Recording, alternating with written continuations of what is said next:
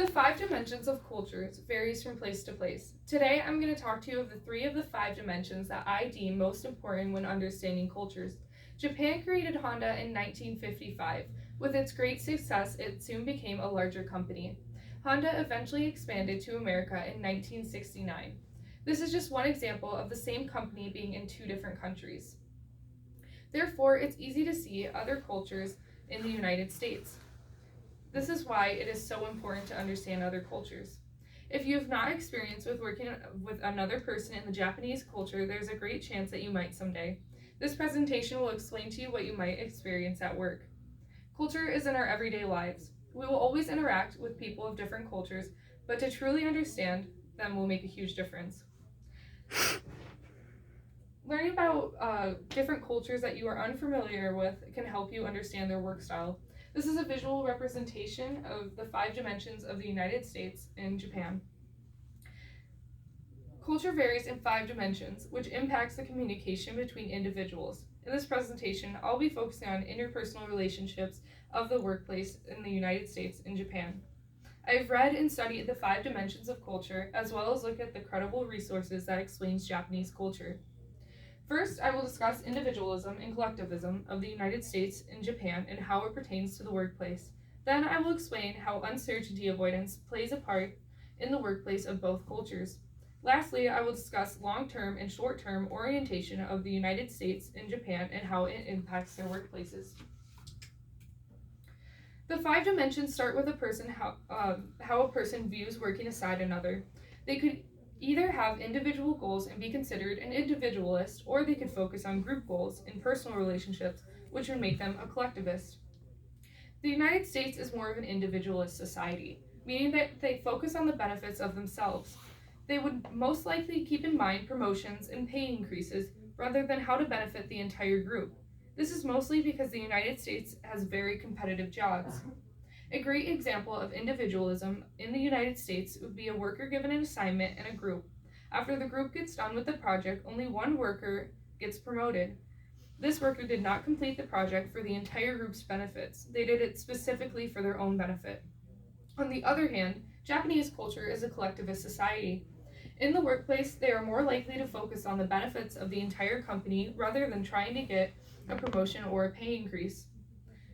An example of collectivism in Japan would be the entire work group being assigned a task, and each individual is more worried about the well-being of others than themselves. Now that I have spoken about individualism and collectivism dimension of culture, I am now going to explain the second dimension that I find important in the workplace. This is uncertainty avoidance.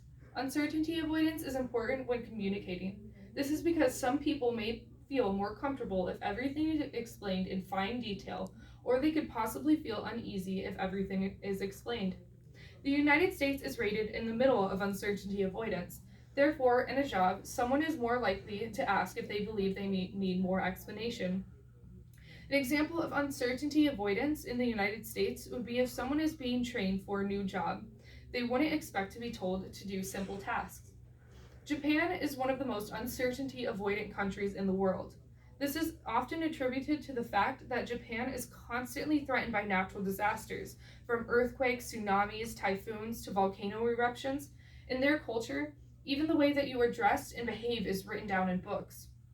Therefore, when training a person of the Japanese culture, it is important to explain everything.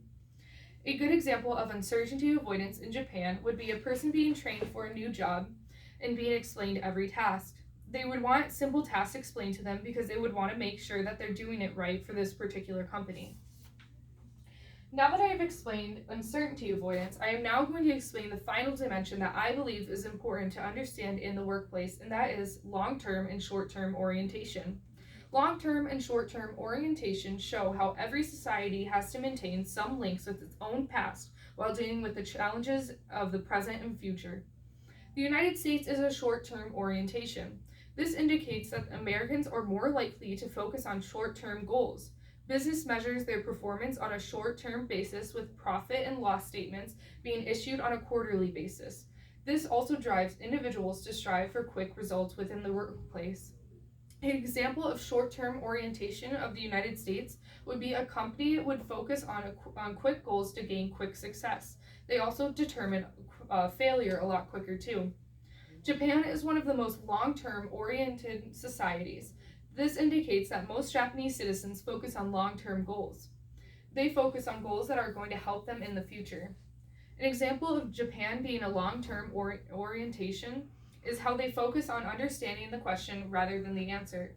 Therefore, they're more likely to spend time focusing on understanding why their companies are failing rather than trying to make them money quick.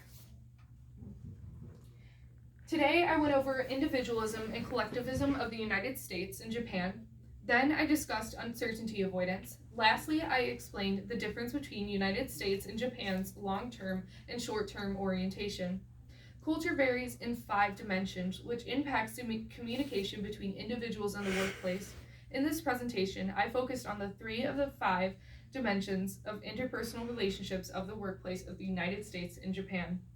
In conclusion, culture varies from place to place. I have discussed 3 of the 5 that I believe to be the most important in the workplace in Japan and the United States.